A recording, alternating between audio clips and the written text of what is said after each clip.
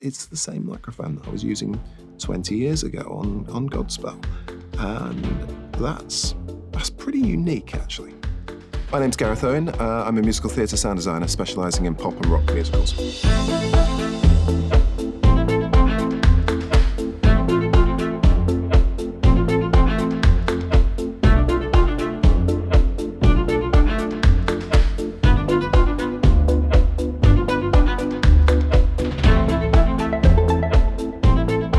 Started out, my personal philosophy regarding sound design was I should really just do whatever's necessary to get a job.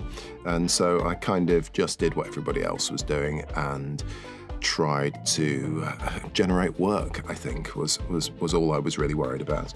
And then I sort of had a bit of an epiphany, which I've spoken about before, in that I sort of realised that when an audience member goes to see a movie, they're sitting in the middle of this sort of surround sound soundscape. They're in the middle of the orchestra. They feel strings sweeping around their heads and spaceship flies over the top and timpanis shake the floor. The expectations of what people think sound is have really evolved in the last few decades. But I was going to the theatre and watching theatre shows where everything was about apologising for sound.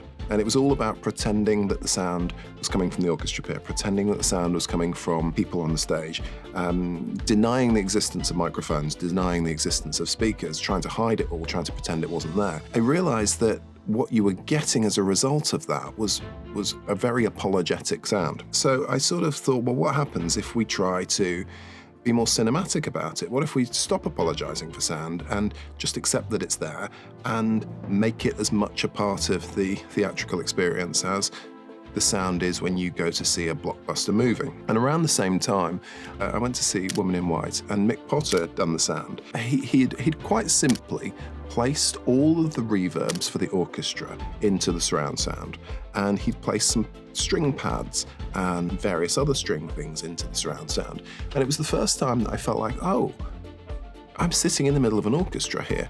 And I was like, yeah, this is the future.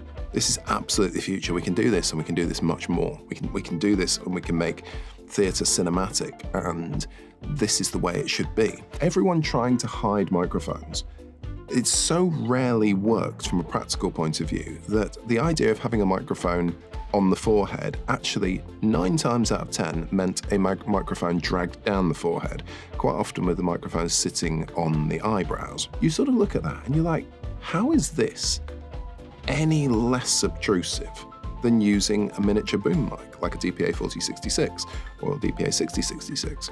I find they dismiss it much quicker than they would if you have all these different mic positions in all these different places in an attempt to hide them and not necessarily succeeding.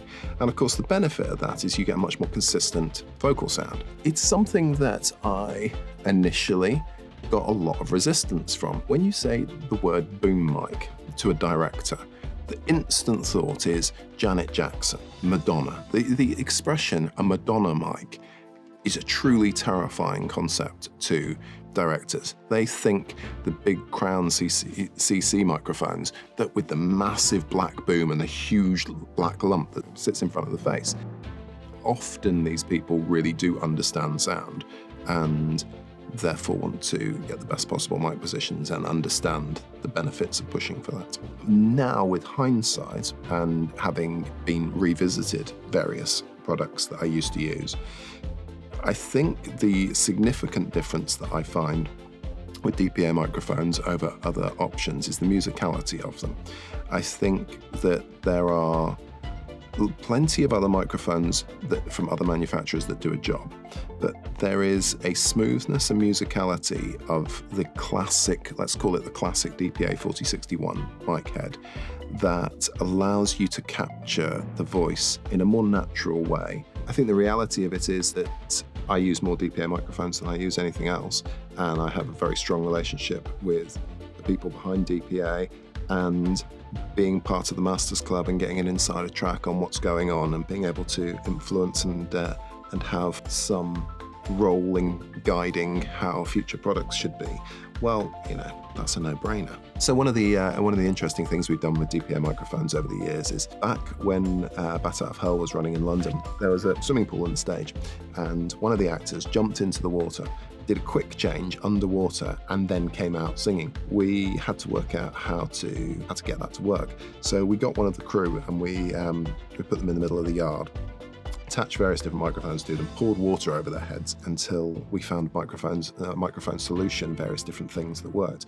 And we managed to, with a combination of various different waterproofing techniques, actually, it was the DPA that we managed to get consistently working after buckets of water on the head. We used this microphone live in Bat Out of Hell on a night-by-night basis, and we actually managed to make it work. And I think Harry Potter do something similar, actually, with their water tank effect as well. We tried pretty much every microphone brand and every different microphone model from every different microphone brand, and it was the trusty old DPA 4061 that came out on top. The one absolutely key thing in the signal chain when it comes to the musical theatre sound is the fact that I'm basically using the same DPA mic capsule that I was using 20 years ago. When you consider that that is the vocal sound for every single performer on the stage, the fact that that hasn't changed and that I haven't found